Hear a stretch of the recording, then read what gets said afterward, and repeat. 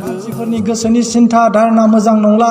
जेरै जागायजेननाय आदनि 21 बुंदों, मानसिनि जे सिन्थाया गथ'निफ्रायनो गाज्रिखा होननानै। दिनै बेबायदिनो जोंनि आखल आखुफ्रा दिनै गाज्रि अबस्था जाबाय। बयबो खोनाखादों नहनि समाव माबादिमोन, मानसिफ्रा जायखौनो हामजायो बेखौनो हाबा खालामदों होननानै। आरो दिनैनि थासारियाबो बेनो। दिनै बुङाब्लाबो जागोन होननानै आं सानो।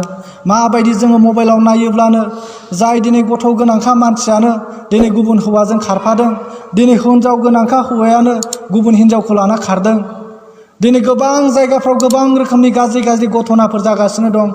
गोबां जायगाफ्राव गोबां समस्याफोर जागासिनो दङ। अब्ला बे नहनि समफोर बादि जायाखैना? दिनै बिनिखायनो जोङो सिरि मोननानै थानांसिगोन। फोथायनायाव आर'जजों फास्टिंजों जोङो लामा नायनानै थानांसिगोन। नङाब्ला जोङो रेपसारा जेब्ला जागोन अब्ला जोङो बे संसाराव थालाङोब्ला जोंहा बेसेबां दुखुनांथाव।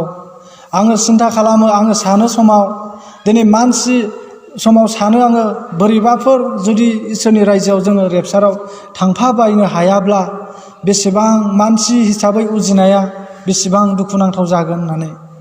बिनिखायनो जोङो फोथायनायखौ जोङो लोरबां खालामनानै लानो नांलिया। जेब्लायबो आर'जजों जोङो सिरि मोननानै थानांसिगोन। आरो जेरैबायदि